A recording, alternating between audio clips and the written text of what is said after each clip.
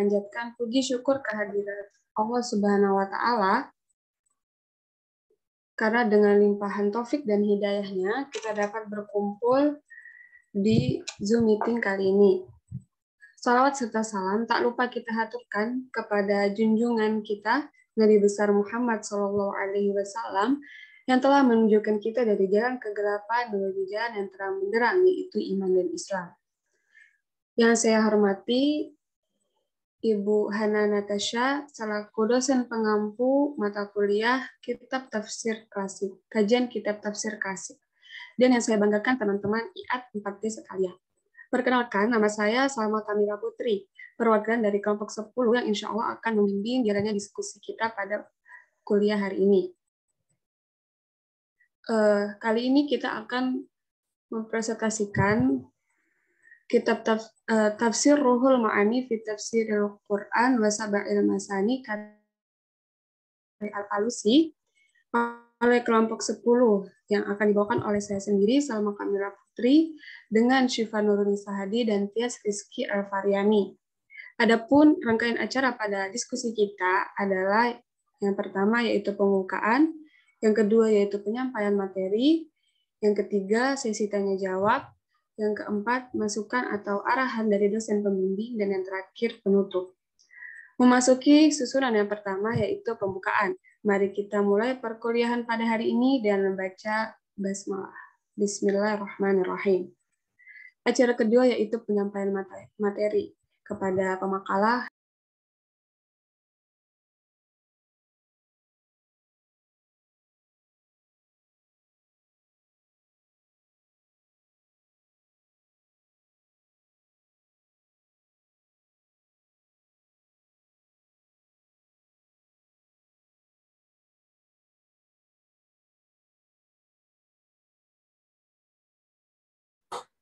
Baik, materi yang pertama yaitu biografi Al-Alusi. Riwayat hidup dan latar belakang Al-Alusi. Abu Hana Syihab Al-Din Al-Sayyid Mahmud Afandi Al-Alusi Al-Baghdadi. Beliau dilahirkan pada hari Jumat tanggal 14 Sya'ban tahun 1217 Hijriah atau 1802 Masehi di dekat daerah Qurb, Baghdad, Irak. Beliau seorang ulama Irak yang pernah menjabat mufti Baghdad, mahaguru, pemikir, ahli ilmu agama, dan ahli berpolemik. Keluarga besarnya Al-Alusi merupakan keluarga terpelajar di Baghdad pada abad ke-19. Ketika Al-Alusi umur 34 tahun, Al-Alusi mengarang kitab tafsir selama 15 tahun dan selesai sekitar tahun 1267 Hijriah. Beliau meninggal dunia pada hari Jumat tanggal 25 bulan Zulqa'dah tahun 1270 Hijriah atau 1854 Masehi dan dikuburkan di pekuburan Al-Syekh Ma'ruf Al-Qarfi di Al-Qarf, Baghdad, Irak.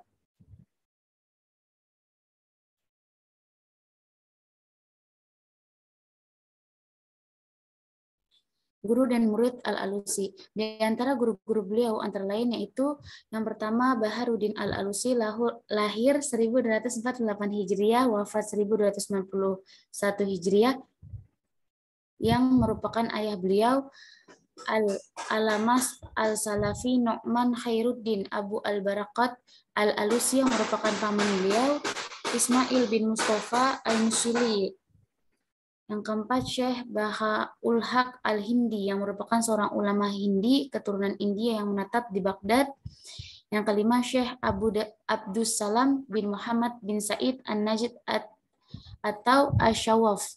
Yang terakhir yaitu Syekh Muhammad Amin Al-Khurasani, Al-Farisi, dan lain-lain sebagainya. Dan murid-murid beliau di antara lain yaitu yang pertama Muhammad Bahjah Al-Asari, 2 Ma'ruf Ar-Rasafi, 3 Nu'man bin Ahmad bin Al-Haq Ismail Al-Adani Al-Ubaidi. Yang keempat Ali Alayuddin Al-Alusi.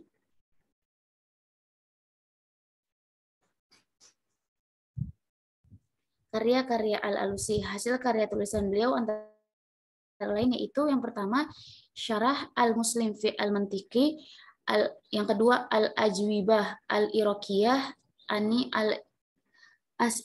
Al-Lahutiyah, yang ketiga Al-Ajwibah Al-Iraqiyah ala Al-As'ilati Al-Iraniyah, Hasyiyah ala Al-Qatar Al-Salim tentang ilmu logika. Yang kelima, Durrah Al-Ghawas fi Awham Al-Khawas.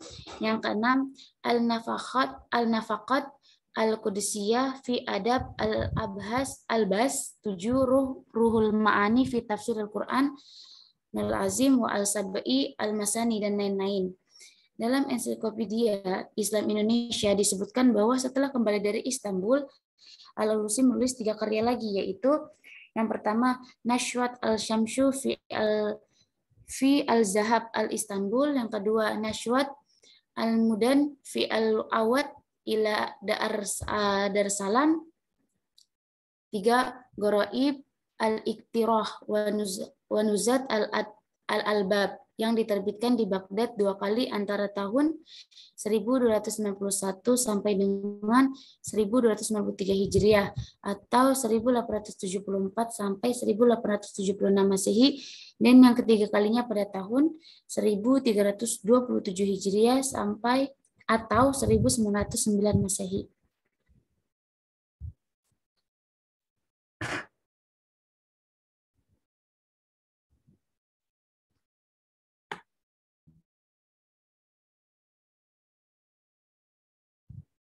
Baik, materi selanjutnya akan dilanjutkan oleh Tias.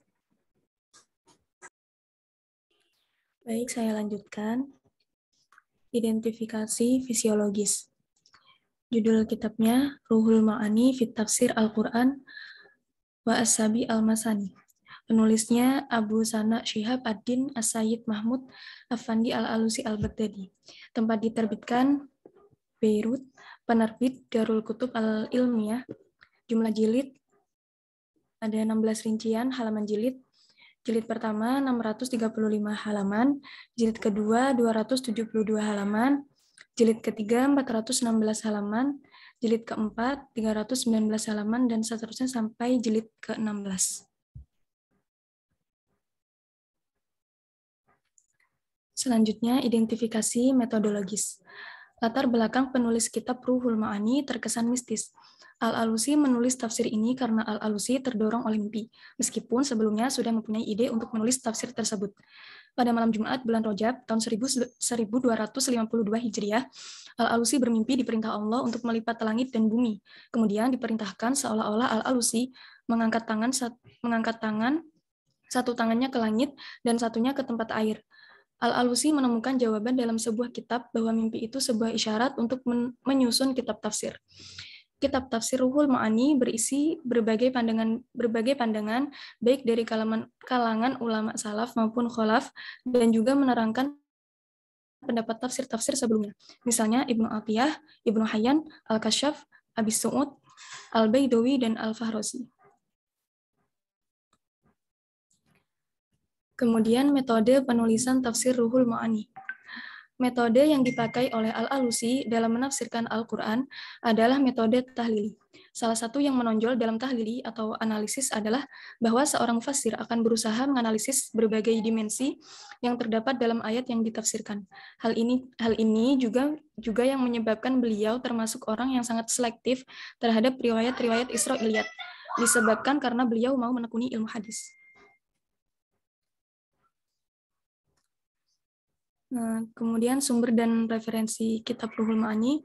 Dilihat dari sumbernya, tafsir Ruhul Ma'ani menggunakan dalil nas Al-Quran, Al-Hadis, aqwal ulama, dan juga ro'yu. Ro'yu ini yang paling besar porsinya, sehingga tidak heran apabila Dr. Jam'ah memasukkannya ke dalam golongan tafsir biro'yi. Yang kedua, pendekatan yang dipakai dalam menafsirkan salah satunya adalah pendekatan sofistik, meskipun ia juga tidak mengesampingkan pendekatan bahasa seperti nahwu sorof, balago, dan sebagainya. Yang ketiga, penjelasan yang diberikan oleh Al-Alusi bisa dikatakan sangat detail, sehingga tepatlah jika tafsir Ruhul Ma'ani dimasukkan ke dalam golongan tafsir itnabi, tafsili atau detail. Corak tafsir Ruhul Ma'ani. Secara garis besar, corak penafsiran Imam Al-Alusi dalam tafsirnya Ruhul Ma'ani ada 3 corak, yaitu corak fikih, isyari, dan corak lugawi. Yang pertama, menggunakan corak isyari adalah penafsiran yang dilakukan oleh para sufi yang pada umumnya dikuasai oleh ungkapan mistik. Ungkapan-ungkapan tersebut tidak dapat dipahami kecuali orang-orang sufi yang menghayati ajaran tasawuf. Yang kedua, menggunakan corak fikih adalah corak penafsiran Al-Quran yang pada aspek hukum dari Al-Quran. Yang ketiga, yaitu menggunakan corak lugawi. Hal ini terlihat jelas karena di dalam tafsirnya beliau juga menjelaskan masalah bahasa, baik masalah nahu, shorof, dan yang lainnya. Materi selanjutnya akan disampaikan oleh Salma Kamila Putri.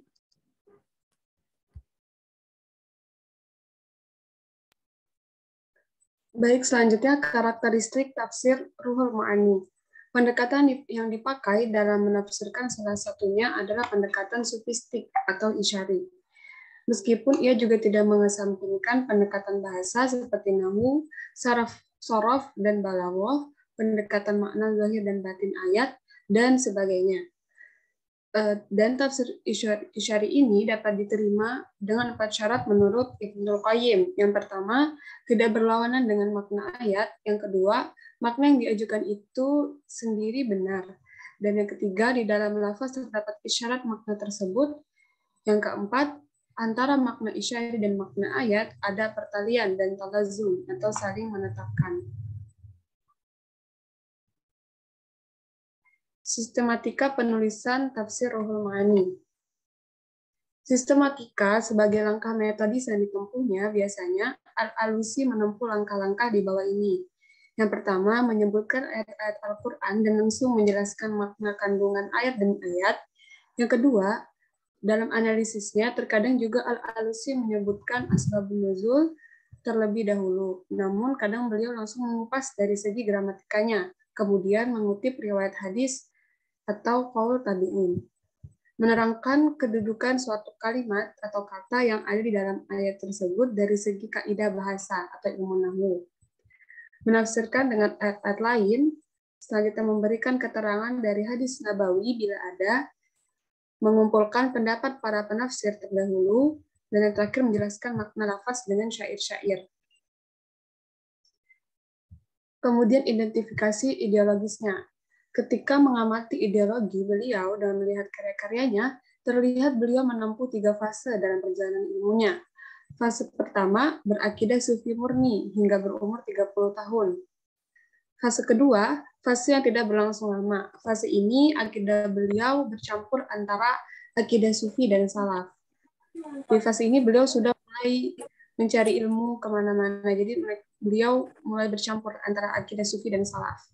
Nah, di fase ketiga, Imam Alusi menetap pada akidah salaf, yaitu salaf i'tiqadi. Selanjutnya kesimpulan. Kesimpulannya adalah Al-Alusi dilahirkan pada hari Jumat tanggal 14 Sya'ban tahun 1217 Hijriah di Baghdad dan wafat pada hari Jumat tanggal 25 Zulqa'dah tahun 1270 Hijriah di Baghdad pula. Beliau berasal dari keluarga yang terpelajar. Al-Alusi banyak sekali melahirkan karya-karya. Karyanya dalam bidang tafsir yang paling fenomenal adalah kitab Ruhul Ma'ani fi Tafsiril Qur'anil Azim wa Sab'il Masani. Kitab ini cukup besar karena terdiri dari 16 jilid yang ia tulis dalam metode tahlil. Ia mencampur bil ma'sur dan ra'i dalam sumber penafsirannya, dan secara garis besar kitab ini memiliki corak fikih, isyari, dan lugawi. Selanjutnya,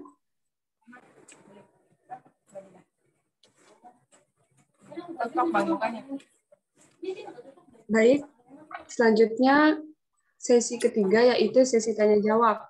Saya buka bagi penanya yang ingin bertanya dan ada yang diinginkan, dipersilahkan. Untuk termin yang pengen tahu kan yang berbeda banyak orang.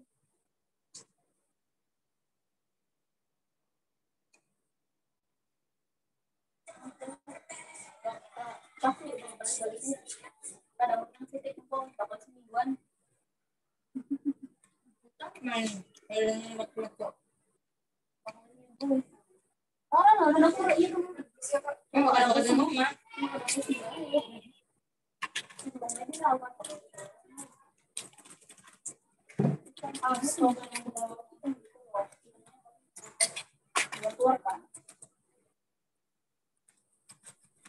Saya izin bertanya.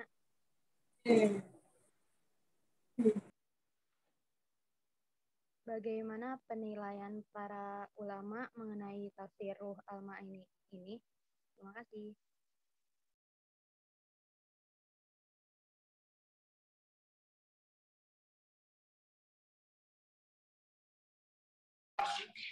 Saya izin bertanya.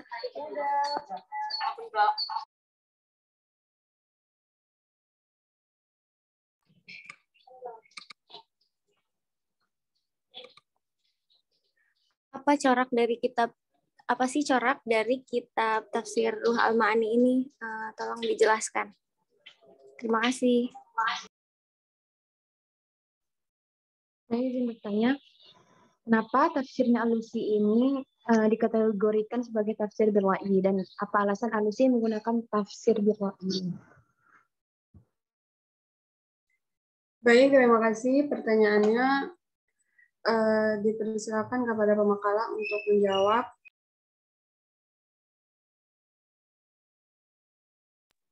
Saya izin menjawab pertanyaan dari Salva, yaitu bagaimana penilaian ulama terhadap tafsir Ruhul Ma'ani. Jadi tafsir Ruhul Ma'ani ini kan digolongkan dalam tafsir yang bercorak isyari. Dalam penetapan ini, Az-Zahabi ini menentangnya. Az-Zahabi memasukkan tafsir Al-Alusi ke dalam tafsir Birra'il Mahmud atau tafsir yang menggunakan ijtihad dan terpuji. Adapun ulama yang sependapat dengan Az-Zahabi menyatakan bahwa memang kita nggak bisa mengingkari bahwa memang dalam tafsir ini ada tafsir isyari, tetapi porsinya lebih sedikit dibanding yang bukan isyari. Selanjutnya dari Imam Ali As-Sabuni menyatakan bahwa Imam Al-Alusi memang memberi perhatian kepada tafsir isyari, segi-segi balaghah dan bayan, dengan apresiasi yang baik. Dan beliau mengatakan bahwa tafsir Al-Alusi dapat dianggap sebagai tafsir yang paling baik untuk dijadikan rujukan dalam kitab tafsir birriwayah, dan isyarah. Selanjutnya menurut Az-Zahabi dan Abu Syu'bah, tafsir Ruhul Ma'ani ini merupakan kitab tafsir yang dapat menghimpun sebagian besar pendapat para mufassir, yang disertai kritik yang tajam dan pentarjih terhadap pendapat-pendapat yang beliau kutip. Dan juga dikutip dari Quraish Shihab dan Rashid Ridho, menilai bahwa Imam Al-Alusi adalah mufassir terbaik di kalangan ulama mutaakhirin karena keluasan pengetahuannya menyangkut pendapat-pendapat ulama mutaakhirin dan mutaqaddimin. Namun tafsir ini tidak luput dari kritikan seperti tuduhan penjiplak terhadap ulama-ulama sebelumnya karena beliau tidak merubah redaksi-redaksi yang dikutipnya. Baik. Mungkin para pemakaian lain ingin menjawab. Izin menjawab pertanyaan dari Siti Soliha. Corak yang digunakan tafsir Ruhul Ma'ani ini ada 3 corak. Yang pertama yaitu menggunakan corak isyari, yang mana penafsirannya dengan cara mentakwilkan ayatnya ini tidak menurut zahirnya, namun disertai usaha menggabungkan antara ayat yang jelas dan ayat yang tersembunyi. Corak yang kedua yang digunakan dalam kitab tafsir ini yaitu corak fikih, yaitu corak penafsiran Al-Quran yang pada aspek hukum dalam Al-Quran. Jadi sesuai dengan aspek-aspek hukum dalam Al-Quran. Nah, corak yang ketiga yaitu menggunakan corak lugawi. Jadi ya dalam kitab tafsir lugawi, dalam kitab tafsir ini menggunakan 3 corak yang seperti yang tadi sudah saya sebutkan. Mungkin ada tambahan dari pemakalah yang lain.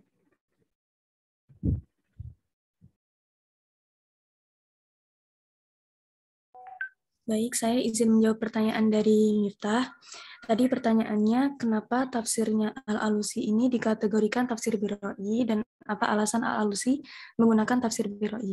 Jadi jawabannya yang pertama itu, karena kenapa tafsirnya Al-Alusi ini dikategorikan birra'i? Karena Al-Alusi ini sering menggunakan akal dalam menafsirkan ayat-ayat Al-Quran. Karena itulah tafsirnya itu dapat dimasukkan ke dalam tafsir birra'i. Dan alasan Al-Alusi ini menggunakan tafsir birra'i ini karena menurutnya tafsir birra'i ini diperbolehkan, dan menurut beliau seseorang itu diperkenankan menafsirkan ayat Al-Quran dengan biroi dengan syarat tidak menjadikan tafsir tersebut mengikuti hawa nafsu mazhabnya. Selagi nggak mengikuti hawa nafsu mazhabnya diperbolehkan.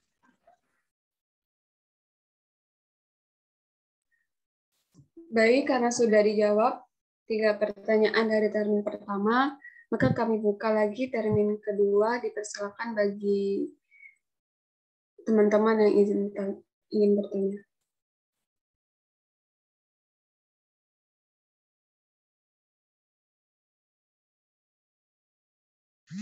Saya bertanya,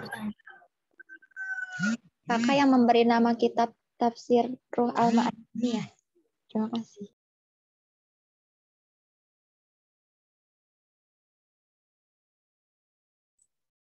Saya izin bertanya, apa kelebihan dan kekurangan dari tafsir Ruh Al-Ma'ani ini?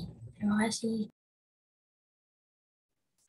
Saya izin bertanya, berapa lamakah waktu untuk menyelesaikan kitab tafsir ini?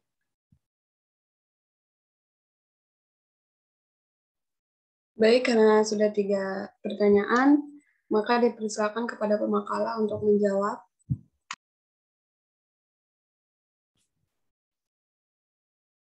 Saya izin menjawab pertanyaan dari Rindi tadi. Nah, nama kitab tafsir Ruhul Ma'ani ini diberikan oleh seorang Perdana Menteri, yaitu Ali Ridho Pasha.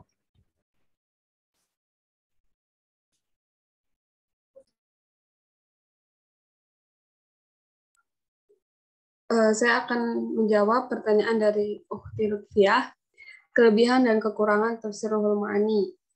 Pertama, kelebihannya itu Imam Alusi menafsirkan ayat-ayat sangat memperhatikan ilmu-ilmu tafsir dan ulumul Quran, seperti ilmu nahwu, balaghah, qiraat, asbabun nuzul, munasabah, dan sebagainya. Yang kedua, Al-Alusi ini bersikap tegas terhadap riwayat-riwayat Israiliyat. Yang ketiga, menurut Ali As-Sabuni, seperti yang tadi saya jelaskan, tafsir Al-Alusi itu bahan rujukan terbaik dalam bidang ilmu tafsir riwayah, diroyah, dan isyarah. Dan yang keempat, dalam menjelaskan ayat-ayat hukum, Imam Al-Alusi tidak ada kecenderungan terhadap mazhab. Di samping kelebihannya, ada kekurangannya. Yang pertama, dalam masalah ketatabahasaan, terkadang Al-Alusi memberikan penjelasan yang sangat luas sehingga melampaui kapasitasnya sebagai seorang mufassir. Yang kedua, dalam menafsirkan ayat Al-Quran, Al-Alusi banyak menggunakan pendapat dari para ulama lainnya. Dan yang ketiga, dalam pencantuman hadis, terkadang Al-Alusi tidak menjelaskan tentang kualitas hadisnya. Seperti itu.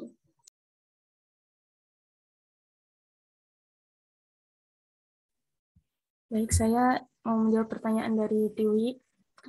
Pertanyaannya, berapa lamakah waktu untuk menyelesaikan kitab tafsir ini? Jadi Al-Alusi itu membutuhkan waktu 15 tahun untuk menulis tafsir Ruhul Ma'ani ini, yaitu dari tahun 1252 sampai 1267 Hijriah.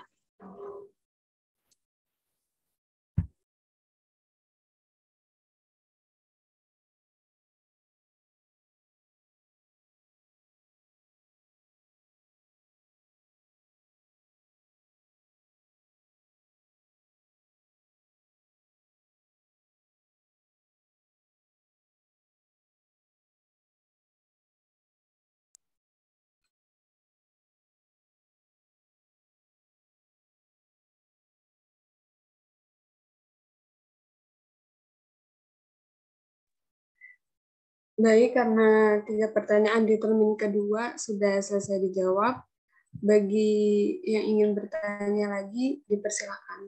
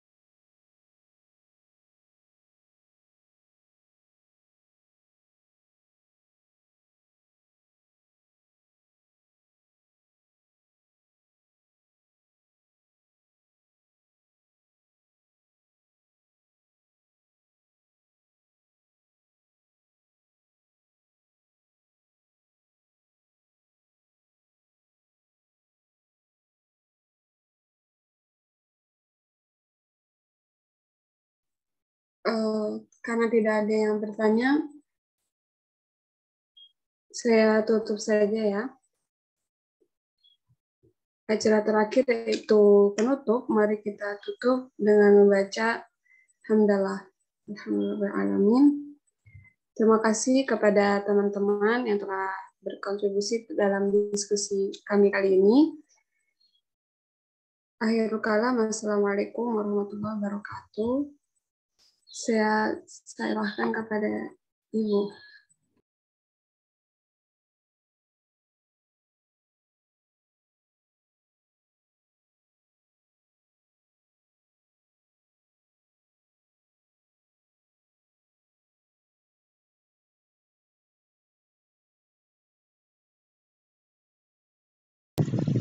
Assalamualaikum warahmatullahi wabarakatuh. Bismillah, alhamdulillah, wassalatu wassalamu ala rasulillah, sayyidina Muhammad, alhamdulillah, wa ala alihi wa sahbihi wa man wala, la haula wa la quwwata illa billah. Kedengeran ya suara saya ya? Kedengeran? Alhamdulillah, hari ini kita bertemu kembali ya untuk membahas dan mengkaji sama-sama tentang kitab Ruhul Ma'ani karya Imam Al-Alusi. Ya. Makalah tadi sudah memaparkan ya beberapa hal-hal penting terkait Imam Al-Alusi ya, yang hari ini akan kita sama-sama kupas bersama.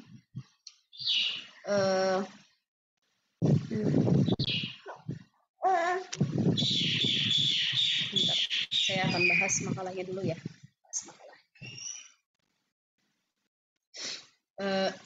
Dari makalah yang tadi saya sudah baca dan simak ya, cara tafsirnya.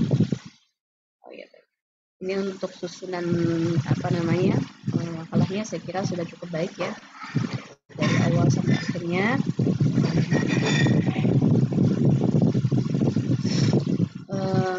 Hanya saja di sini sayangnya sedikit lagi. Jadi ketika menerangkan tentang sistematika penulisannya,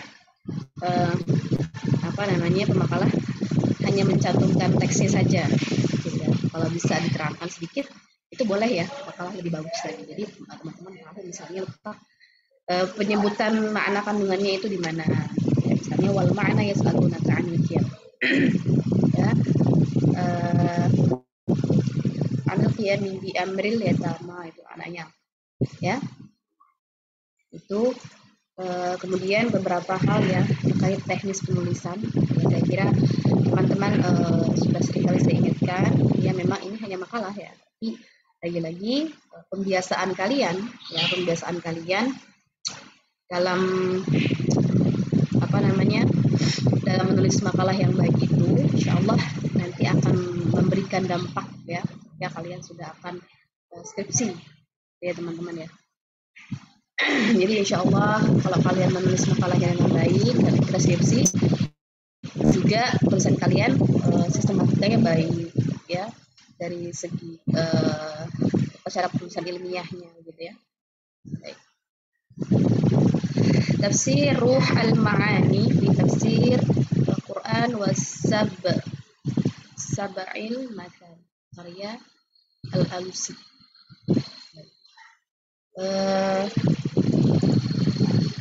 Yang pertama, biografi Al-Alusi saya kira tidak ada masalah ya untuk dari sisi konten maupun sisi teknik penulisannya ya.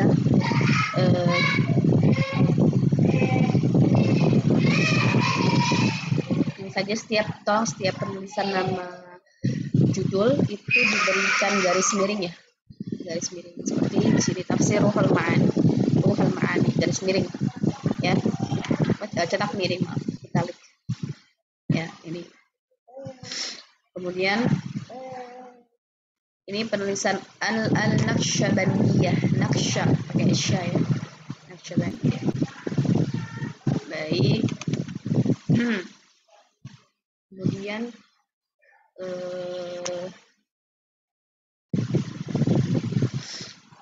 sini guru-gurunya sudah disebutkan. murid-muridnya karya-karya Al-Alusi. Judulnya, setiap judul itu huruf depannya besar ya. Ya, karya-karya Al-Alusi. Kemudian ini kitab Ruh Al-Ma'ani. Ruh Al-Ma'ani.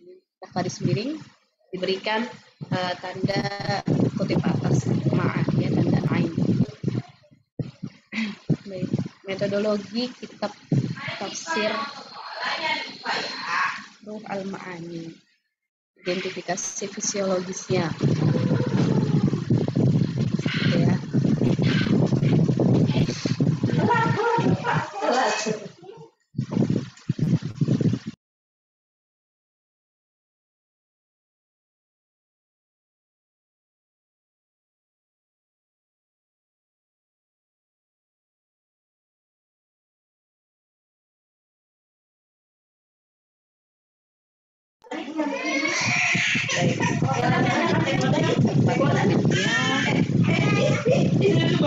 Sini rincian halamannya luar biasa ya, sampai ditulis seperti ini teman-teman ya. Terima kasih sudah memberikan informasi.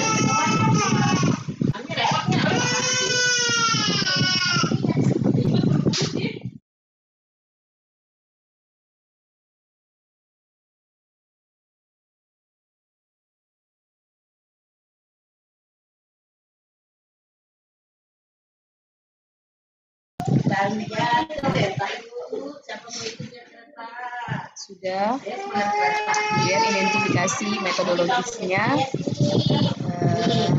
Lagi-lagi nama kitabnya di garis bawah di titik miring ya.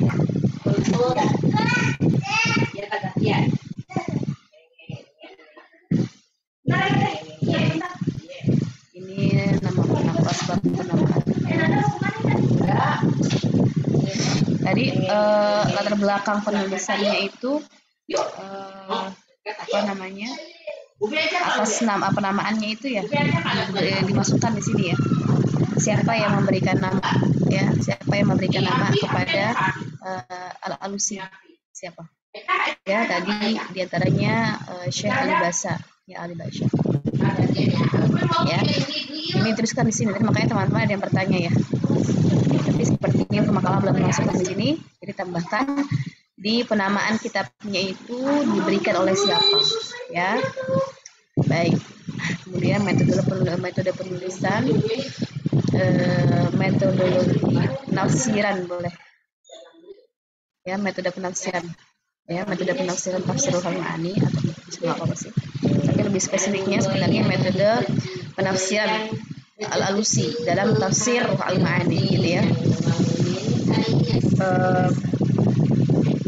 Betul bahwa Al-Alusi menggunakan tahlili ya, karena kita lihat dari jilidnya yang begitu banyak. Asbab an-nuzul, ini nama ini nasihat mansukh, ini garis miring ya, cetak miring semuanya. Pokoknya kalau ada bahasa-bahasa yang asing itu kalian cetak miring. Baik.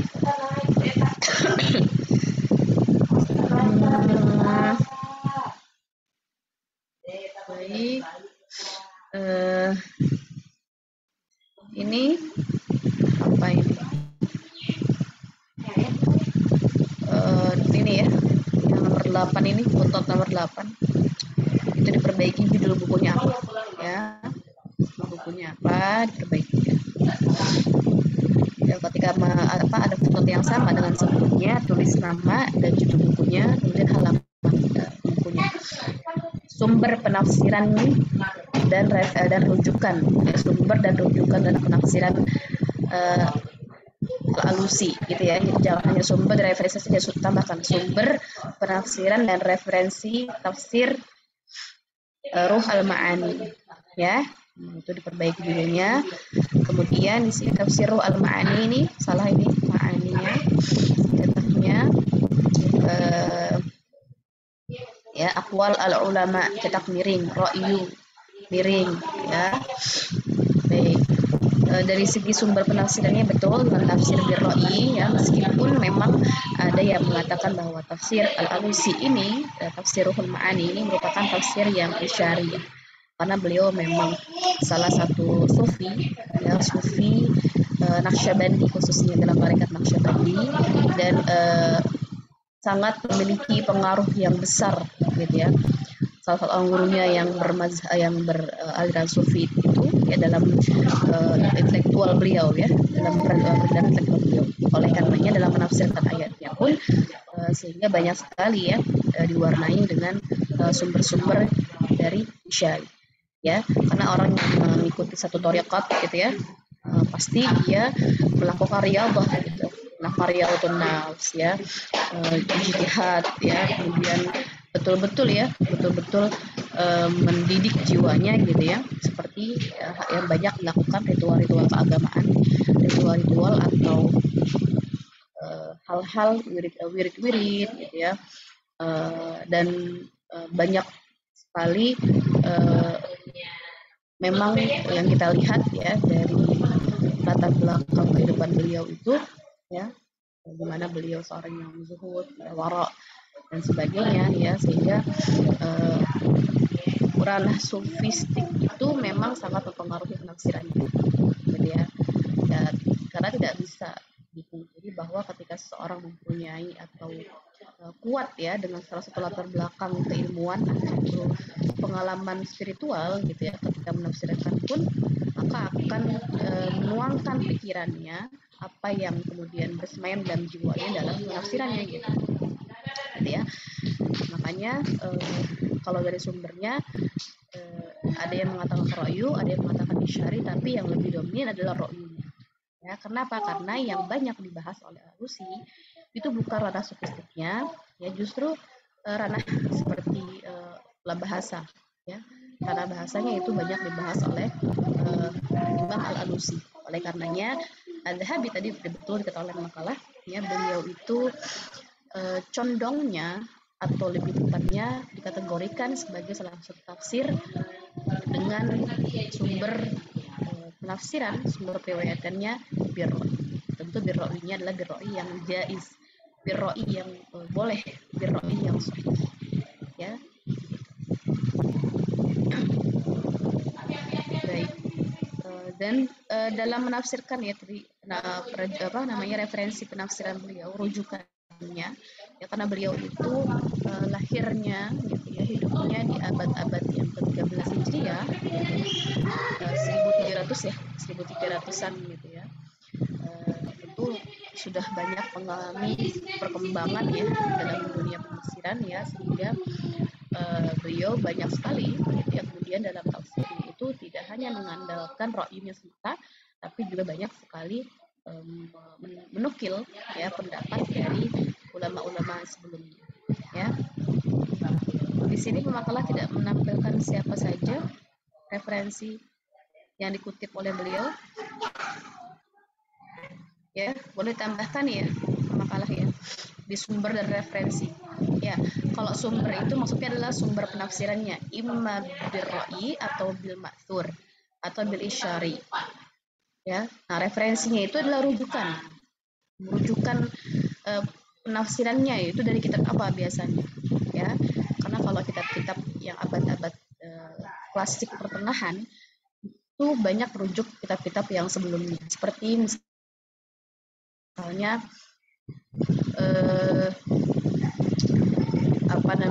kemarin kita bahas ada Al-Qurtubi misalnya ya, banyak terpengaruh dengan Az-Zamakhsyari atau banyak mengambil rujukan dari Zamakhsyari. Nah, begitu juga dengan kitab tafsir Ruhul Ma'ani ini gitu. Referensinya, rujukannya itu dari beberapa kitab ya, kitab-kitab yang kemudian sudah ada sebelumnya itu beliau ambil hal-hal yang menjadi penting ya, seperti tafsir Ibnu Athiyah. Tafsir Ibnu Athiyah itu juga menjadi salah satu rujukan tafsir Zamakhsyari.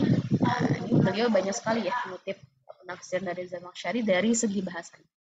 Ya, dari segi bahasa. Karena kitab Zamakhsyari ini sangat kaya akan bahasanya, sangat kaya akan sisi kebahasaan, baik itu lughawinya sendiri maupun dari segi sastra atau adabinya. Ya, sehingga banyak menjadi rujukan dari segi bahasa. Ya, bahkan Imam Ibnu Ashur ya, pengarang kitab At-Tahrir itu mengatakan bahwa Al-Alusi ini ya menggunakan atau berjalan ya dalam penafsirannya itu di fi maslakil lughah dalam metodenya ahli lughah gitu, di mana dalam penafsiran itu banyak sekali mengungkapkan ya hal-hal yang berbau i'rab, ya, balaghah gitu ya, atau ilmu-ilmu arud dan sebagainya. Ya, itu diantara pendapat para ulama ya, antara yang ma'asyir kita tafsir. Ya, jadi pemakalan nanti ditambahkan ya, tambahkan referensinya itu referensi penafsiran dari kitab apa saja ya. Kemudian cara tafsir Ruh al-Ma'ani. Nah di sini nih nggak jelas ya rujukannya nih. Lihat dari mana nih? Ya, mata kuliah ini dikasih garis miring Surabaya. Ini setelah nama tempat itu dikasih titik 2 ya, titik 2 ya. Ini garis miring, kemudian nama tempat kitabnya apa namanya, tempat penerbitnya di mana, penerbitnya siapa, dan tahun berapa. Kalau tidak tahunnya berarti TTH ya. Tulisannya tidak begini. Baik, corak tafsir Ruhul Ma'ani. Ya, tadi saya sempat mendengar di sini pemakalah mengambil kesimpulan 3 corak lughawi dari pendapatnya siapa itu. Nah, ini sepertinya dari apa nih? Dari skripsi ya. Ya, kalau bisa pemakalah teman-teman ketika mengambil tentang corak penafsiran dan sebagainya itu ambil dari kitab-kitab rujukan utama ya, misalnya kitab tafsir al-mufassirun ya, atau manahijul mufassirin ya, yang menceritakan dengan detail dan informasi pertama yang didapatkan itu ya, itu dari tekstur ya. Atau kalaupun memang dari skripsi gitu ya, kalian boleh lihat kalau misalnya dia merujuk ke kitab apa gitu ya, kalian bisa langsung rujuk ke sana ya. Di sini pemakalah mengkategorikan sebagai corak yang fikih, corak fikih, isyari, dan lughawi.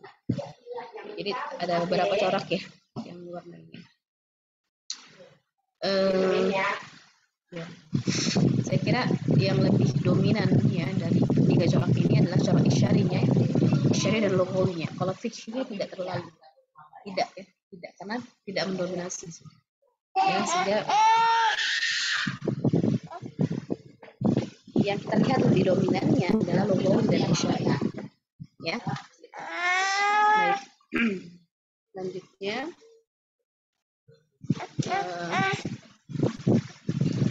ini ada footnote-nya nih di akhir corak penafsirannya, tidak ada footnote-nya, nanti diperbaiki ya.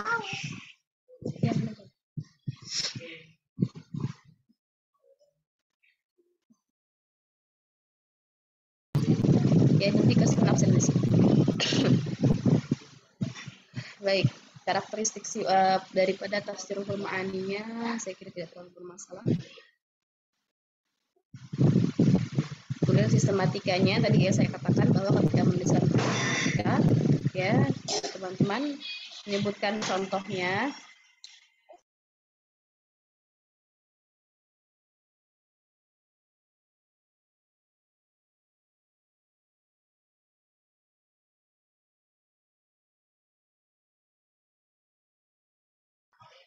Ya, ketika menyebutkan contoh penafsirannya di sini ya, diberikan penjelasan ya, ini maksudnya tentang apa gitu ya. Kemudian dari dalam analisisnya ini nggak usah begini ya, langsung saja menyebutkan asbabun nuzul ya, nggak usah pakai namun kadang beliau, nggak usah, karena kan kita akan membuat poin-poin gitu ya, langsung menyebutkan ayat Quran dan makna kandungan ayat.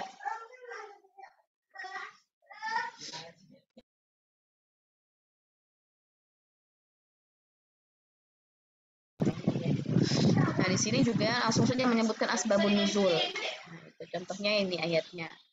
Ya. Kalau pemakalah berikan sendiri, berikan apa penjelasannya walaupun sedikit ya. Ya. Di sini misalnya Al-Alusi memberikan asbabun nuzul ya, dalam ayat apa ya. Kalian di sini ada penjelasan. Ini juga ya dikasih justify ya, rata tulisannya rapat. Kemudian menetapkan kedudukan satu kata. Oke. Jelaskan sedikit saja di sini. Pak Pemakalah langsung menentukan gitu ya, kalau tidak tidak menjelaskan, menyimpulkan sedikit diberikan kesimpulan dalam contoh ayat surah apa nih? Al-Baqarah atau surah apa nih? Al-Mu'minun di sini Al-Alusi ya menyebutkan ya kedudukan kalimat apa namanya ya yang kalian nampak di sini ya.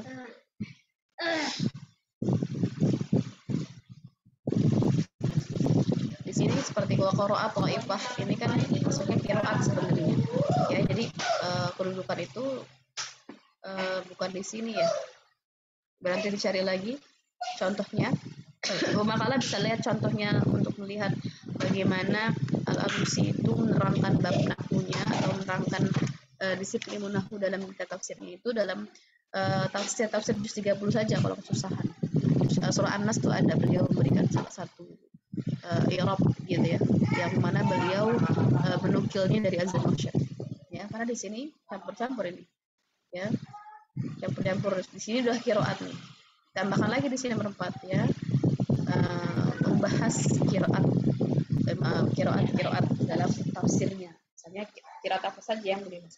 Apakah beliau itu membahas tentang qiraat asyra atau qiraat yang mutawatirah saja gitu ya. Baik. Jadi apa namanya, tambahkan kesimpulan ya atau ta'liq ya, komentar dari makalahnya yang hanya di nukil saja ya teman-teman, supaya nggak kebingungan. Ini apa ini ya, dihapus nih ya, jangan pindah-pindahin aja ya, di teks juga ini banyak yang nggak berhubungan saya kira ya. Baik, menafsirkan ayat dengan ayat lain, bukan menafsirkan dengan ayat-ayat lain, menafsirkan ayat dengan ayat Quran lainnya gitu ya, begitu. Baik, memberikan keterangan dari hadis tadi. Nggak usah pakai bila ada, nggak usah. Kalian itu kan sedang menulis sesuatu yang ilmiah, maka tulislah dengan ilmiah yang meyakinkan penulis. Gitu. Kemudian langsung aja kalian tuliskan ya, menafsirkan ayat dengan hadis nanti. Itu kan artinya sudah kategori ya. Gitu. Kemudian mengumpulkan pendapat para mufassir terdahulu ketika menafsirkan ayat, misalnya gitu ya. Di sini kalian tuliskan, misalnya dalam ayat ini Al-Alusi mengumpulkan pendapat dari beberapa ulama, misalnya Abu Bakar At-Tunis, kemudian As-Suyuti dan Ba'az dan lain sebagainya, menjelaskan makna lafaz dengan syair-syair. Ya, ini baik, saya kira betul.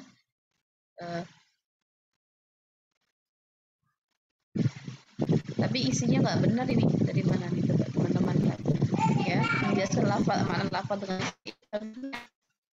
ya. Kalau ini penjelasannya ini itu masuknya adalah di nomor 6 gitu ya. Nomor 7 ini isinya bukan ini nih. Nomor 7 ini dijelaskan, padahal pemakalah sedang menjelaskan bahwa penafsir Al-Alusi itu mengambil pendapat ya dari beberapa ulama, misalnya As-Su'ud atau Ar-Razi atau Al-Baydhawi atau Az-Zamakhsyari ya.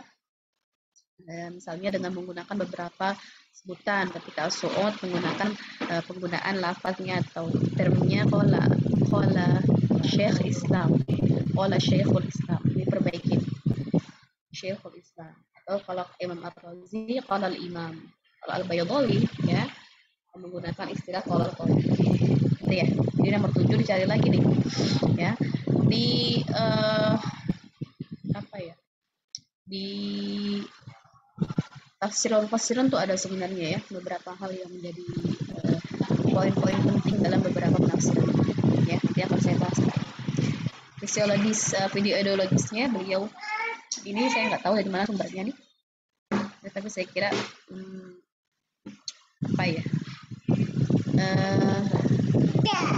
Tidak banyak apa ya, tidak banyak sama ya dengan beberapa rujukan lain yang mengatakan bahwa untuk masalah ideologi keyakinan gitu.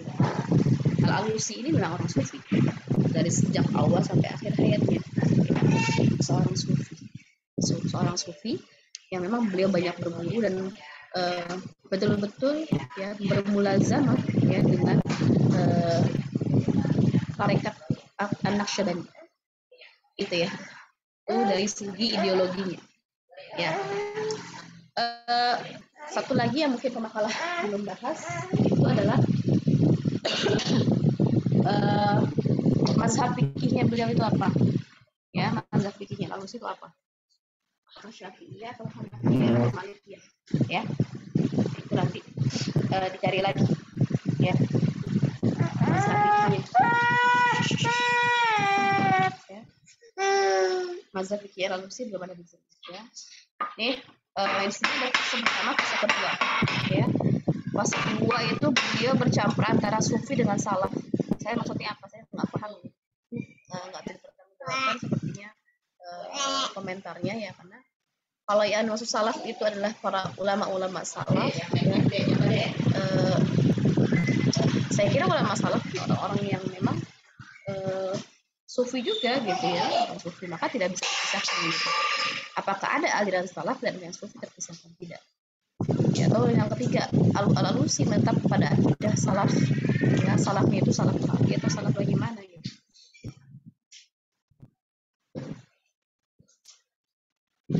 Oh, ini sudah ya, udah. Ya. Jadi kalau bisa simpulkan bahwa kalau untuk membahas ideologi dari Imam Al-Alusi, ya, dari segi akidah dan keyakinan bisa langsung makalah simpulkan saja bahwa Al-Alusi adalah seorang sufi, seorang Ahlus Sunnah wal Jamaah.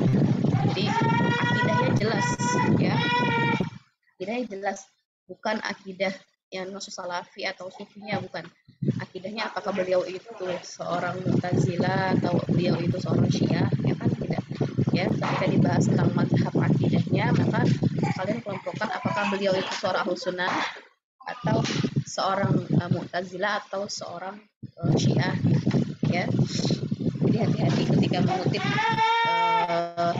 dari beberapa penelitian ya, karena tidak semua penelitian itu kemudian betul ya, maka lebih baik lagi kalau kalian itu merujuk kepada kitab-kitab yang asli seperti tafsir Mufassir menjelaskan bahwa beliau itu Syafi'iyul madhab wa Ahlus Sunnah wal Jamaah gitu ya. Baik. Dalam mazhab fikihnya beliau memang Syafi'iyul madhab ya, hanya karena beliau orang yang tidak ta'assub terhadap mazhab fikihnya, maka beliau juga ketika ada pendapat dari mazhab Hanafi yang kemudian memang itu kuat, ya beliau kemudian ya mentaklidnya gitu ya. Baik, itu untuk membahas dari makalah. Saya akan bahas, saya akan tambahkan sedikit ya, mungkin pemakalah sebenarnya sudah tambahkan sedikit saja. Ya. Yang pertama ya, bahwa Imam Al-Alusi ini adalah seorang ulama ya yang lahir di abad atau di tahun 1200-an gitu ya, 1200 Hijriah di kota Baghdad ya. Memang kota Baghdad ini salah satu kota yang menjadi corong ilmuwan Islam ya. Ya, orang yang sangat kuat hafalannya, ya orang yang sangat pintar, ya orang yang sangat alim sekali ya. Bahkan beliau mengatakan kepada dirinya sendiri itu, beliau itu orang yang hampir tidak pernah lupa. Jadi ketika menghafalkan sesuatu, ya Al-Alusi itu adalah orang yang selalu ingat apa yang setelah dihafal. Ya, lain dengan kita ya. Ya itu kalau menghafal sesuatu itu luar biasa. Hafal hari ini bisa sudah lupa. Ya, tapi kalau Al-Alusi tidak. Al-Alusi ya, apa yang beliau hafalkan hari ini itu ya, akan diingatkan dia. Gitu ya. Makanya beliau itu ya di umur 13 tahun, ya, beliau itu sudah disibukkan dengan mengajar. Ya, dalam kitab-kitab yang lain katakan ishtaghala bitadris. Beliau sudah sibukkan dengan mengajar. Kalau yang lain itu 13 tahun masih dalam proses belajar, maka beliau itu dalam usia 13 tahun sudah bisa mengajar. Gitu ya. Perjalanan ilmiahnya beliau belajar banyak itu adalah yang pertama dari orang tuanya. Ya, dari orang tuanya beliau mengambil 2 fikih. Ya, fikih mazhab Hanafi dan fikih Syafi'i. Oleh karenanya tadi kita lihat ya dalam mazhab fikihnya beliau itu Syafi'iyul mazhab, tapi juga banyak menguasai pendapat-pendapat ya atau ro'yu-ro'yu yang qaul ya yang dikeluarkan oleh Imam Hanifah dan para ikhwan ya. Tapi beliau tidak mencampurkan mazhabnya tidak. Ya, karena beliau dikatakan oleh mazhab beliau itu tidak pernah ta'assub terhadap mazhab fikihnya. tidak pernah ta'assub, tidak pernah fanatik. Ya, beliau akan menuliskan apa yang beliau dapatkan. Misalnya ketika membahas tentang ayat-ayat hukum, ayat-ayat tentang fikih, ya, maka beliau akan paparkan seluruh pendapat para ulama yang 4 itu, ulama mazhab 4. Ya, bagaimana pendapat Imam Malik, ya, bagaimana pendapat Imam Syafi'i, ya, bagaimana pendapatnya Imam Hanafi, gitu ya. Bahkan kalau pendapatnya Imam Syafi'i itu yang paling kuat, beliau akan bilang, bukan kemudian beliau hanya menyimpulkan saja gitu, tapi beliau akan mengatakan bahwa qaul Syafi'i qawa atau aqwa. Itu kalau misalnya yang kuat dalam masalah tersebut pendapatnya Hanafi, yang beliau akan mengatakan bahwa pendapat Imam Hanafi di sini itu lebih kuat. Ya, itu diantaranya. Kemudian beliau juga banyak berguru tentang qiraat ya, dari beberapa ulama, ya, maka dalam kitab tafsirnya beliau banyak menukil tentang hal-hal yang berbau qiraat. Kenapa? Terang banget sih kayak buku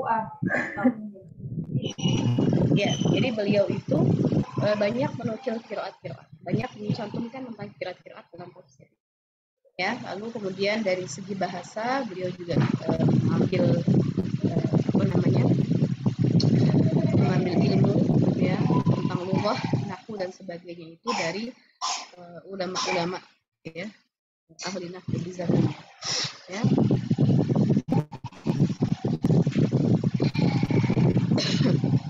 Kemudian terakhir ya, beliau banyak juga berguru tentang mulazamah, ya, pada tarikat Naqsyabandi, seperti yang tadi saya gurunya, ya, itu Imam Naqsyabandi.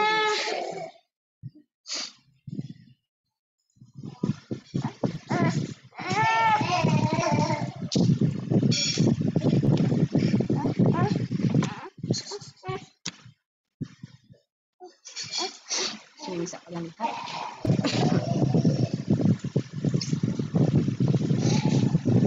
Ya, ini beberapa guru-guru beliau dalam beberapa ilmunya. Ya, seperti Imam Khalid An-Naqsyabandi, guru dalam bidang tasawuf. Ya, ada juga Syekh Ali As-Suwaidi.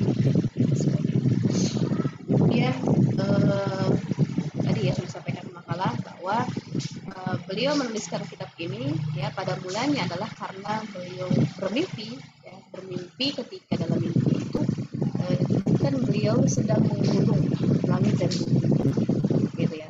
Ketika mencari dalam penafsiran mimpi, ya, tafsir ahlam, ternyata mimpi tersebut adalah pertanda bahwa beliau itu harus mengarang sebuah kitab. Ya, dan beliau merasa bahwa salah satu kitab atau ilmu yang paling mulia itu adalah ilmu yang berkaitan dengan Al-Quran, ya, tafsir itu, ya. Oleh karenanya pada akhirnya beliau menulis kitab tafsir itu, ya, dan meminta namanya itu dari Perdana Menteri Al-Bashir, ya. Karena juga beliau punya kedekatan, ya, dengan para pemerintah pada masa itu, gitu ya, baik itu dengan Ali Basha, ya, ataupun beberapa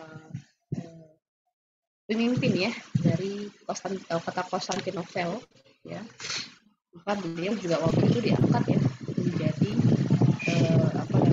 salah seorang yang mempunyai jabatan lah dalam pemerintahan pada masa tersebut, gitu ya. Di sini kalian bisa lihat, ya, bahwa Imam Az-Zahabi itu mengatakan, ya, bahwa Al-Alusi salafil i'tiqad. Salafil i'tiqad itu maksudnya adalah beliau berakidah seperti akidahnya ulama salaf. Itu sebenarnya. Jadi sebenarnya tadi mungkin skripsi itu, ya, bisa diperbaiki lagi, tidak sepenuhnya betul. Karena kalau maksudnya salaf itu kan banyak termnya salaf itu, ya. Salaf apakah salaf Wahabi atau salaf apa, gitu ya. Tapi yang dimaksud di sini apa itu salaf i'tiqad? Seorang ulama yang kemudian akidahnya itu lurus sesuai dengan akidah para ulama salaf, ulama-ulama yang sebelum beliau, ya.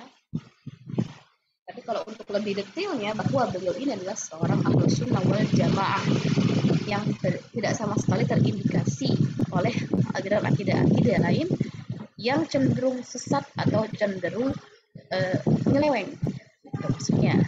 Ya, karena akidah ulama salaf itu semuanya bersih, selamat dari berbagai macam khurafat dan sebagainya. Gitu ya. Dan beliau menyatakan dengan jelas Syafi'iyul madhab. Ya, bermadhabnya Syafi'i. Akan tetapi dalam beberapa masalah ya banyak yuqallid, banyak mentaklid, banyak mengikuti Al-Imam Abu Hanifah ya, banyak mengikuti Imam Abu Hanifah dalam beberapa masalah saja.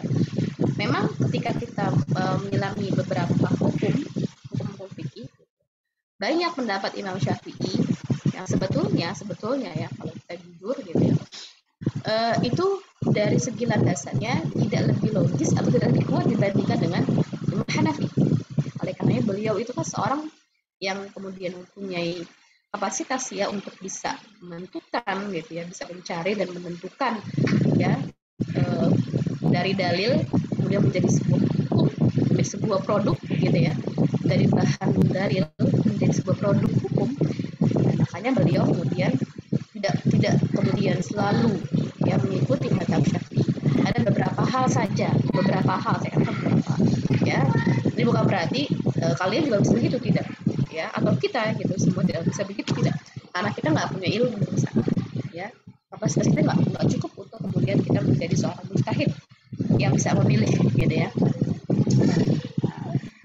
Baik. Di sini para ulama ya kemudian Al-Ghazali mengatakan bahwa Al-Alusi ini orang yang banyak meninggalkan tarwah ilmiah, kekayaan keilmuan yang bermanfaat untuk umat Islam. Jadi di antaranya yang paling monumental, karya yang paling luar biasa itu adalah karya Al-Alusi dengan tafsir Quran ya. Itu seputar pandangan utama ilmiah beliau. Ya, beliau dari awal sampai akhir hidupnya itu adalah di Baghdad. Kalau kita lihat di sini ya, dalam kitab tafsirnya beliau, ya, jadi kita katakan adalah kitab tafsir beliau ini bukan kitab tafsir yang cukup singkat ya dibaca. Dari segi banyak atau tebalnya jilidnya saja udah kelihatan ya, bahwa kitab ini itu kitab yang sangat banyak isinya dan tidak dijelaskan dengan ijmali, dengan global, tapi sangat rinci, gitu ya, sangat rinci, betul-betul rinci. Ada 16 jilid, maka di sini ya Az-Zahabi ya menjelaskan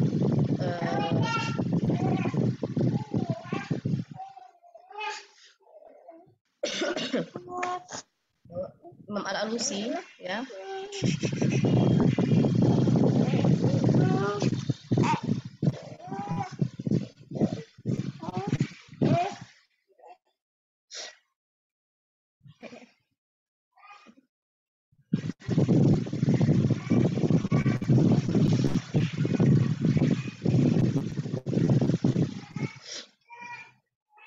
lihat di sini ya. Dari awal penulisan ini masih membahas tentang awal penulisannya. Tadi yang disebut alif ya tafsir. Kemudian wa dzakaru anna sulukahu fi tafsir, bahwa jalan yang ditempuh oleh Imam Alusi dalam kitab tafsir itu adalah sebuah perkara yang sangat luar biasa. Wasiran min al-asrar ghariban, dan banyak menyimpan rahasia-rahasia di dalamnya. Ya, dimana beliau itu ketika menuliskan kitab tafsirnya pagi hari itu beliau sibuk dengan mengajar, maka malam hari itu dilakukan atau diisi ya dengan beliau itu menyibukkan dirinya dengan menulis, gitu ya. Jadi pagi hari yang mengajar, malam hari yang menulis. Ya, oleh karenanya dari keberkahan beliau menggunakan waktu malam dan sepertiga malam itu untuk menulis ya, sehingga kitabnya itu menjadi kitab yang luar biasa, ya sangat bermanfaat untuk umat ya, sangat banyak memberikan kontribusi untuk kita semuanya. Ya. Dalam kitab tafsirnya, ya, yang pertama beliau itu adalah orang yang jami'an, ya, jami'an li arwa'i salaf.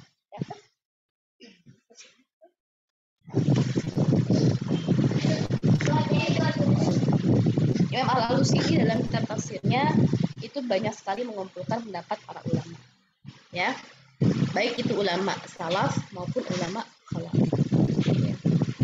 Baik secara riwayat maupun secara dirayah. Artinya baik secara riwayah yang disampaikan dari para ulama maupun dirayahnya atau kontennya, ya, apa yang beliau masukkan dalam tafsirnya, gitu ya. Maka kalau kita baca kitab tafsirnya itu banyak sekali pendapat-pendapat para ulama yang beliau masukkan. Nah, di sini kalian bisa kemudian makalah bisa merujuk ya di sini. Di antara bukti bahwa beliau itu menggunakan banyak referensi atau banyak mengutip nukil pendapat para ulama. Di sini disebutkan ya bahwa beliau banyak menukil dari Ibnu Atiyah, kemudian dari Imam Abu Hayyan, Bahrul Muhit, dan Al-Kashafnya Zamakhsyari, juga Al-Baydawi dan Fakhrul Razi. Ini imam-imamnya kemudian menjadi referensi, ya. Makalah dan teman-teman yang lainnya harus bisa membedakan ya sumber penafsiran atau sumber periwayatan dengan referensi dalam penafsiran. Kalau referensi itu adalah kitab-kitab lain yang digunakan. Kalau sumber penafsiran, maka sumbernya dari mana? Apakah dari bil ma'thur, dari riwayat, ataukah dari akal sendiri atau ra'yu, atau dari isyarinya, ya, atau dari isyarat yang didapatkan, ya. Itu ini berlaku bagi orang-orang yang memang pengamal amal-amal sunnah. Itu sumber penafsiran ya, teman-teman harus bisa membedakan, ya. Baik. Kemudian di sini diterangkan ya, mauqiful Alusi minal mukhalifin li ahli sunnah. Ya, maka di sini Al-Alusi salafil madhab sunnil aqidah. Salafil madhab sunnil aqidah. Aqidahnya sunni, ahlus sunnah wal jamaah. Kalau salafil madhab artinya madhab beliau itu mengikuti para ulama salaf. Ya, maka di sini lihat dan narau katsir ma yufannid ara al-mu'tazilah wa syiah. Ya. Beliau itu banyak sekali menentang pendapat-pendapat Mu'tazilah dan pendapat dari kaum Syiah. Ya, misalnya di sini, ya, ketika penafsiran Allah ya stazi'u bihim wa yamuddu bi tughyanihim ya'mahun. Ya, di sini beliau menentang ya salah satu penafsiran dari Zamakhsyari, ya, penafsiran Zamakhsyari. Ada juga misalnya ketika ada satu ayat ya, wa idza ra'aw tijaratan aw lahwan faddu ilaiha wa tarukuka qa'ima.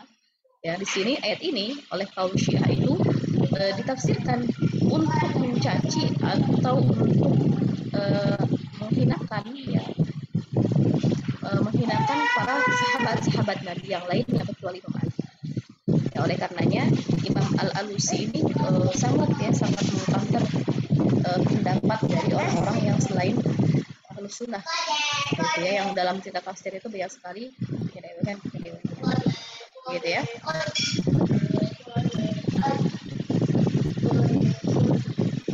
Baik.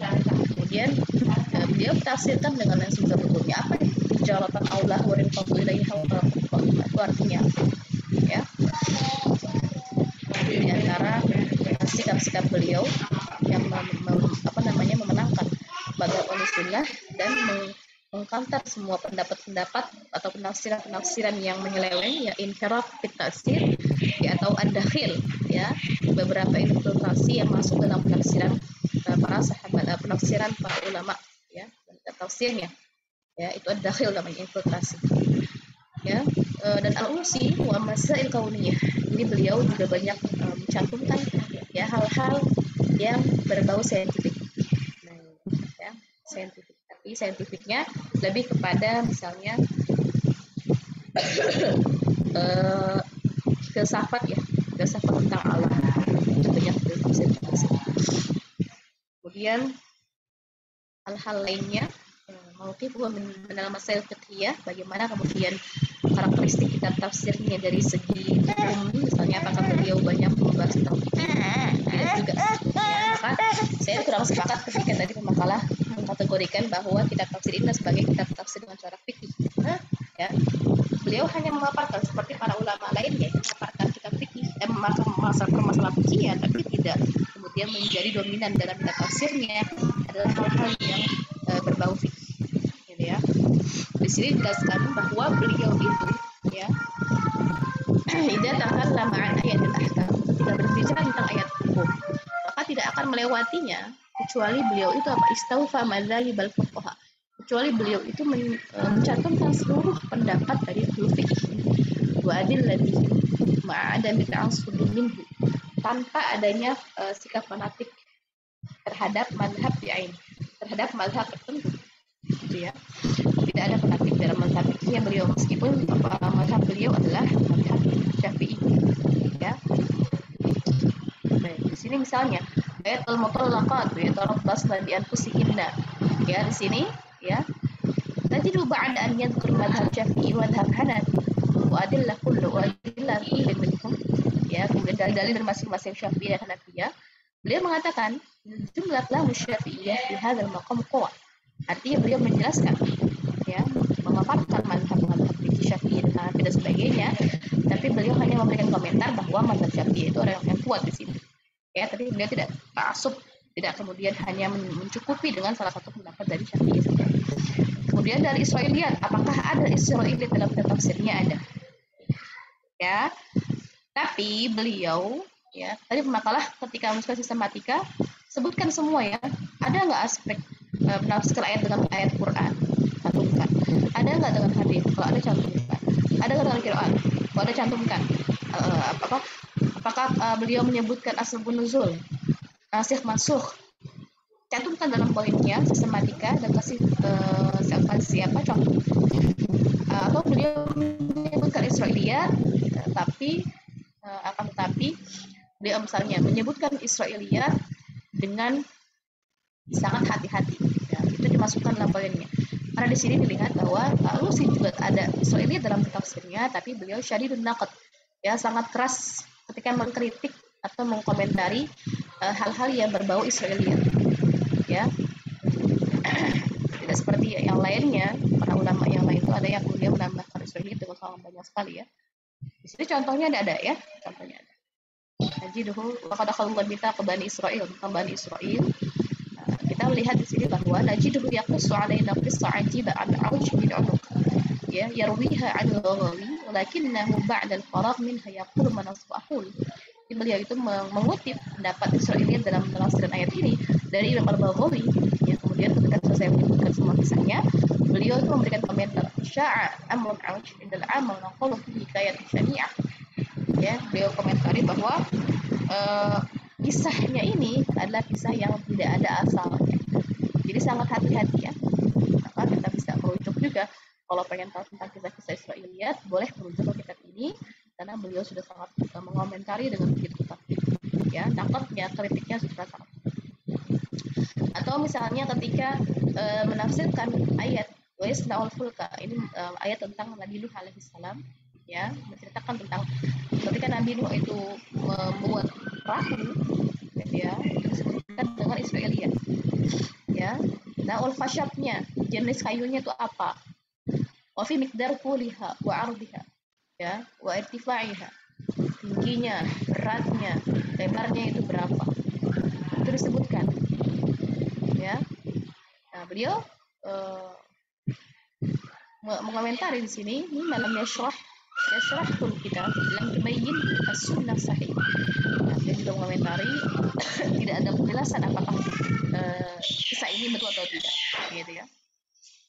Jadi kemudian ketika beliau menyebutkan tentang qiraat, ya, tu'rifu bil qiraat wal munasabat wa asbab nuzul.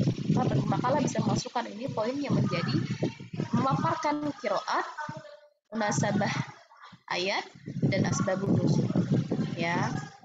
Cara menuliskan sistematika penulisan begitu, ya, ya, memberikan pointer-pointer, menyebutkan asbabun nuzul cukup. Nggak perlu dikasih banyak bila ada atau dikasih penjelasan panjang, karena namanya judul itu kan nggak bertele-tele gitu, ya.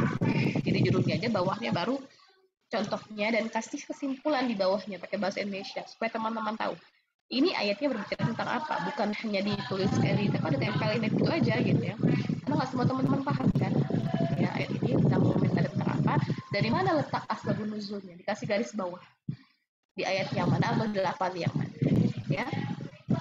Nah, kemudian al-alusi wa tafsir al-isyari. Nah ini ya.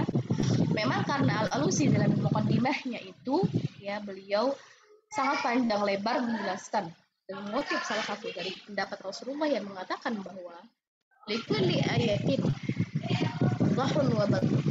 Setiap ayat itu punya zahir dan batin. Artinya ada makna zahir ayatnya yang banyak ditafsirkan oleh para ulama, misalnya dari segi bahasa, dari segi nahwu, dari segi sastra gitu ya. Tapi ada juga batin ayat, makna-makna batin yang kemudian tidak bisa dilihat secara zahirnya. Nah, kemudian rikul lihat wabatlah. Jadi menurut beliau dari tafsir Rasulullah atau dari sabda Rasulullah yang mengatakan bahwa setiap ayat itu punya zahir batin maknanya, itu artinya bahwa kita itu harus mencari makna zahir batin ayatnya, bukan hanya mencari makna zahir saja, gitu ya. Harus mencari makna batin. Oleh karena itu, ketika memahami sabda bahwa ada ayat-ayat batin ayat-ayat yang maknanya itu lebih kepada makna yang implisitnya, ya makna yang lebih implisitnya dari ayat tersebut itu apa? Nah itu butuh penafsiran dari hal-hal lain yang sifatnya nggak kasat mata, seperti penafsiran isyari. Ya oleh karenanya beliau kemudian banyak juga ya mengomentari atau memberikan penafsirannya yang kemudian beliau dapatkan dari isyari itu tunjuk-tunjuk Allah. Ya, karena beliau juga menjelaskan dalam muqaddimahnya gitu ya, bahwa para sahabat itu ketika menafsirkan ya, itu nggak lalu menafsirkan yang zahir saja, yang batinnya itu ada. Seperti misalnya ketika para sahabat mendengarkan sebuah ayat idza jaa nasrullahi wal fath, bahwa idza jaa nasrullah, telah datang pertolongan Allah wal fath, atau al-yawm akmaltu lakum dinakum, ayat yang menjelaskan tentang bahwa Islam itu sudah sempurna. Tapi kan kemudian sahabat Umar misalnya, sahabat yang lainnya tidak menafsirkan bahwa Islam sudah sempurna ya, wa atmamtu alaikum ni'mati, dan sudah Allah sempurnakan nikmat bagi orang muslim, enggak begitu. Tapi apa yang ditafsirkan oleh Ibnu Abbas ya, itu adalah sesuatu yang tidak tampak dari ayat zahir ayat tersebut. Apa kata Ibnu Abbas? Bahwa atau kata Ibnu Abbas dan Umar bin Khattab yang beliau mengatakan bahwa ayat ini maksudnya bukan tentang sempurnanya Islam saja, tapi menjelaskan ya sejatinya bahwa ketika sudah ada kesempurnaan ya, wama ba'da kamal illa naqs, ya tidak ada setelah kesempurnaan itu kecuali adanya kekurangan. Artinya ketika Islam itu sudah sempurna, maka berarti akan ada yang hilang dari situ. Artinya apa? Artinya ketika Rasulullah sudah menyempurnakan syariatnya, sudah menyampaikan seluruh dakwahnya kepada umat, maka berarti tugas beliau sudah selesai. Berarti dari dua ayat tersebut ya, kemudian Umar bin Khattab dan Ibnu Abbas menangkap sebuah pesan batin dari ayat itu, maka qarba ajal Rasul, sudah dekat ya Rasulullah SAW. Gitu ya. Itu diantara tafsir isyari ya, yang menurut Imam Al-Alusi itu sebenarnya dari para sahabat sudah ada. Ya oleh karenanya penting menurut beliau untuk menangkap pesan-pesan yang lebih implisit lagi dari ayat ya, atau makna batin dari ayat tersebut. Ya oleh karenanya ada hal-hal yang memang berbau isyarah ya, yang beliau dapatkan dari isyarat ya, yang mana seorang mufassir ketika mendapatkan isyari tersebut, syarat tersebut yang mendapatkannya diperoleh dari ijtihadnya beliau dari Riyadhun Nafs, membersihkan jiwanya, melatih jiwanya dengan betul-betul, sehingga kalau orang jiwanya sudah bersih ya, maka ilmu Allah ya, nur Allah ya, seluruh apa hal-hal yang Allah akan kita itu akan mudah masuk dalam jiwa seorang. Kalau jiwa seorang atau akal pikiran itu kotor, akan sulit untuk mendapatkan ilmu-ilmu yang lain yang tidak bisa didapatkan dengan lain, gitu ya. Maka para ulama ya, di sini satu kelebihannya para ulama-ulama tafsir yang kemudian mengambil jalan isyari, ya, ini mereka salah satu pilihannya adalah orang-orang yang sangat sungguh-sungguh ya dalam melatih jiwanya sehingga bisa mendapatkan basirah ya, basirah yang tajam ya, mata hati yang tajam, dan bisa menangkap ya pesan-pesan yang nggak bisa ditangkap oleh para mufassir lainnya di luar isyari ya, di luar mufassir yang menggunakan tafsir isyari. Jadi ya, itu saya kira seputar tafsir Al-Alusi ya. Tadi pertanyaan sudah terjawab semua ya.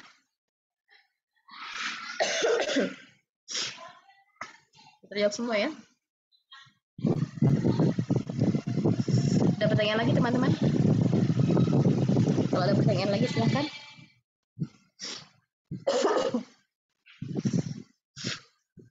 Minggu depan apa materinya? Minggu depan siapa makalahnya? Minggu depan tentang tafsir Ad-Dur Al-Mansur fi Tafsir Bil Ma'thur karya As-Suyuti. Oh, berarti minggu depan kita bahas tentang Ad-Dur Mansur, tafsir berriwayah ya, banyak sekali riwayat dalam kitab tafsir karya Imam As-Suyuti. Saya kira cukup untuk hari ini ya, penjelasan dari saya. Teman-teman silakan ada yang ingin bertanya atau ada yang tadi pertanyaannya belum sempurna jawabannya. Silakan. Cukup?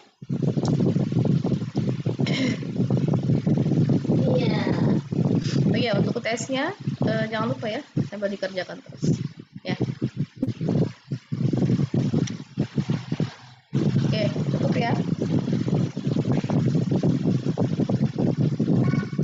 Cukup ya. Cukup. Ada lagi pertanyaannya? Ibu, saya kan pemakarnya ya Bu, yang bagian mencari contoh-contoh dari sistematika itu. Kebetulan saya itu sebenarnya cuma tahu sedikit gitu Bu, bahasa Arab sama bacanya, makanya saya udah jelasin gitu. Iya Ibu, aja susah Bu, gede banget kitabnya. Iya, memang kitab tafsir ini banyak banget bahasanya ya, dan bahasanya juga agak lumayan tinggi ya. Tapi yang semampunya aja, semampu atau contoh tadi dari contohnya tafsiran mufassirun ya, itu kan ada beberapa contohnya. Nah, bisa kalian ambil dari situ saja, itu udah dirangkum itu ya, kalian tinggal ambil yang atau kalian awal-awal surah saja gitu ya, biar nggak sulit banget. Awal-awal surah yang mana ada sebelum-sebelumnya gitu ya. Kalau misalnya masih belum itu sama yang lain, coba ditanya sama teman-teman yang sekelompoknya, mana sih ada kiraatnya, sambil dibikin di Google Translate aja. Di Google Translate itu bisa kan ya, pakai Google Translate, coba terjemahin di Google Translate gitu.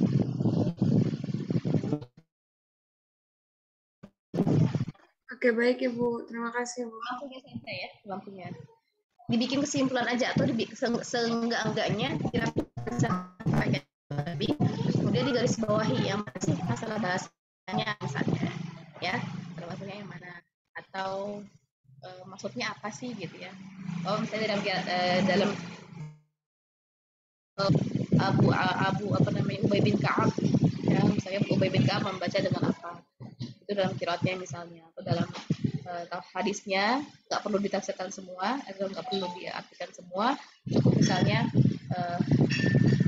ayat Al-Baqarah ayat berapa ini gitu ya, dilengkapi dengan penafsiran yang bersumber dari hadis Nabi ya, yang menjelaskan misalnya tentang makna apanya gitu, cukup gitu aja ya, tapi semampunya saja ya. Pakai paling minimal dirapikan tulisannya, dikasih garis bawah yang mana pembahasan tentang asbabun nuzulnya, jadi nggak semuanya langsung ditulis gitu ya. Tapi saya kira sebenarnya sudah cukup baik seperti itu ya. Oke, cukup. Ada lagi? Ada lagi?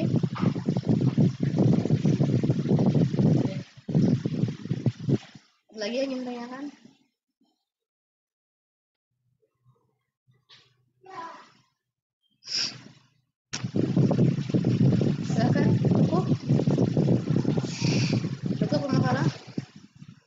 Teman-teman cukup? Cukup sepertinya. Cukup ya? Baik, semuanya terima kasih atas perhatiannya. Mohon maaf juga banyak kekurangan ya. Mudah-mudahan bertemu lagi pekan depan ya. Saya lagi agak kurang sehat, lagi agak batuk-batuk ya, jadi tadi banyak gangguan dan sebagainya. Mudah-mudahan semuanya diberikan pemahaman, diberikan kemudahan dalam memahami kitab-kitab tafsir yang akan kalian bahas ya. Jadi jangan hanya kalian itu merasa bahwa oh cukuplah saya nulis kajian tentang kitab tafsir ini gitu ya. Cukuplah saya pindah-pindahin, cukuplah saya jelasin seperti ini aja, enggak. Tapi yang kalian ingin betul-betul ambil manfaatnya adalah mudah-mudahan saya bahas kitab tafsir ini saya dapat keberkahan, walaupun saya baca cuma sedikit saja gitu ya, mendapat keberkahan dari ulama tersebut.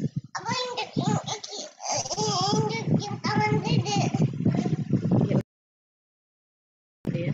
Jadi yang ingin kita sebenarnya ambil bukan hanya informasi tentang kitab tafsir tersebut, tapi kita ingin mengambil keberkahan dengan membahas para ulama, ya, ulama-ulama tafsir, ya, ulama-ulama tafsir, ya, yang mana menjadi salah satu bidang ilmu yang kalian dalami itu kan bidang tafsir gitu ya. Ketika kalian membahas kitab tafsir walaupun belum paham, tapi kita minta sama Allah dan memberikan keberkahan, belum bisa bahasa Arab, tapi saya bisa benar-benar memahami kitab tafsir ini, ya, karena kita itu kalau mengandalkan pikiran kita, mengandalkan intelektual kita tuh nggak akan cukup sampai menjadi orang yang alim, orang yang bisa memahami.